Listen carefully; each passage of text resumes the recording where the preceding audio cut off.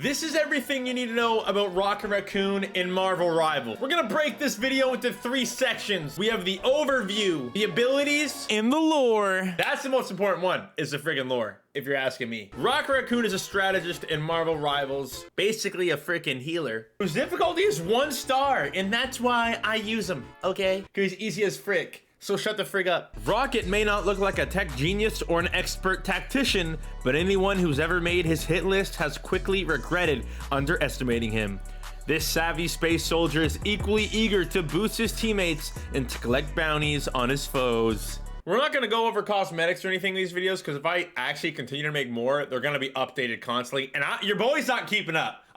There's no freaking way I'm keeping up, bro. Now let's move on to his abilities. Bombard mode. Dude, I didn't realize how freaking corny these names are. It's a freaking gun. Fire energy projectiles that deal damage. He's shooting a gun. Or repair mode. Shoot bouncing spheres to heal allies. Ooh, Groot likes that. Penny's low. Oh, I gotta freaking, what's his name? Penny's 1, she's dead. We got Punisher? What the heck?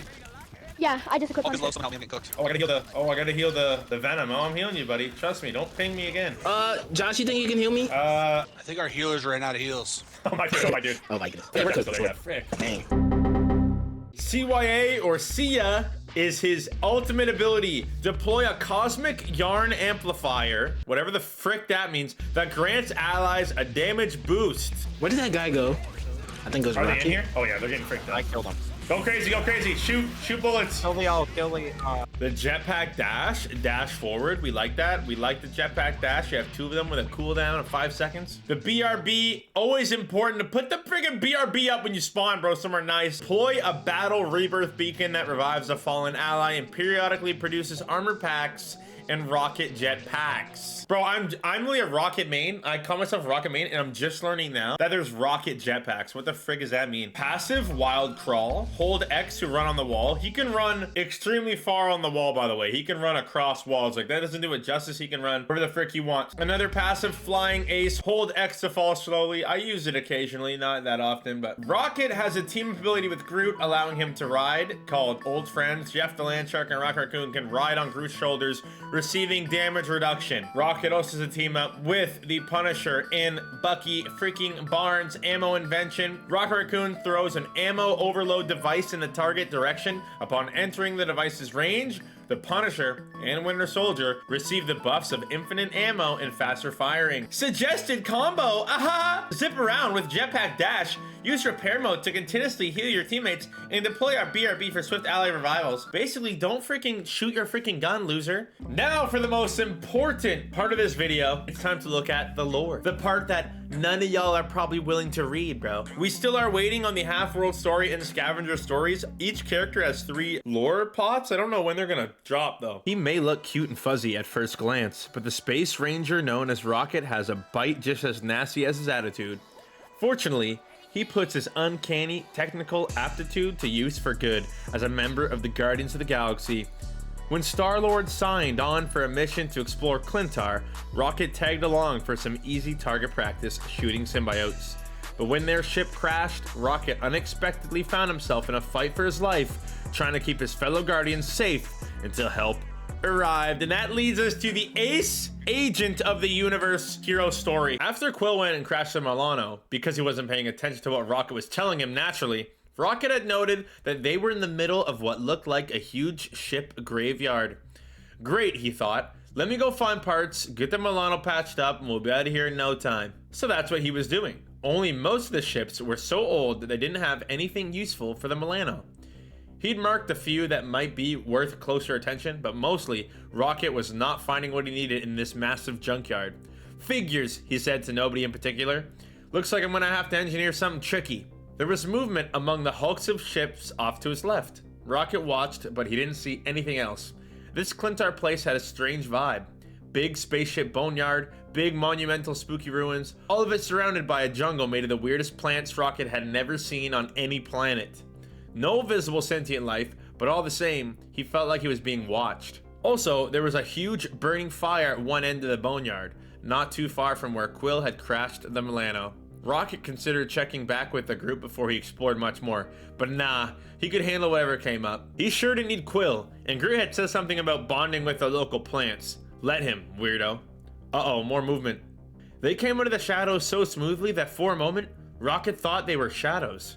Then their motion gave them shape, silhouetted against the background of the spreading fire. Strange, elongated black life forms, no two the same except for their long teeth and claws. They sprang from the wrecked ships towards Rocket, but he didn't waste any time. He racked his blaster and started shooting, running as he went. He'd taken off in a more or less random direction, firing as he went to keep the monsters away.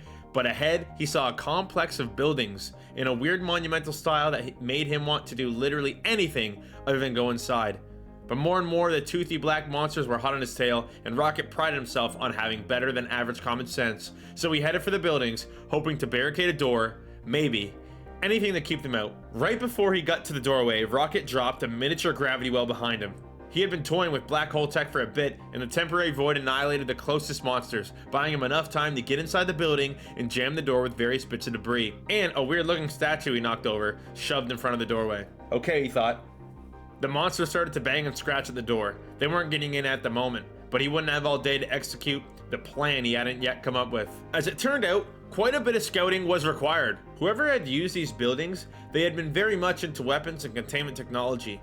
This, Rocket reasoned, meant it must have been some kind of jail maybe?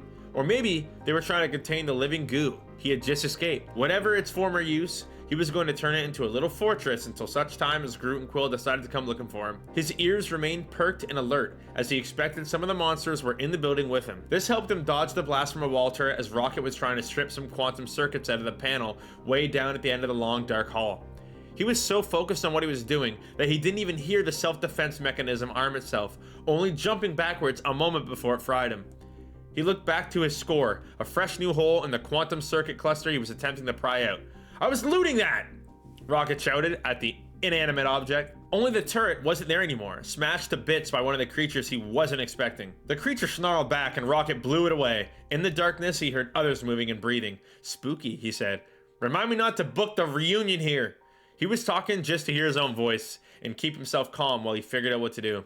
Truth was, only one course of action made sense. He couldn't go back outside, so if he had to stay inside, that meant getting rid of all the monsters or activating the rest of the tech. Rocket looked up and down the long corridor, noting how many side passages and intersections he could see.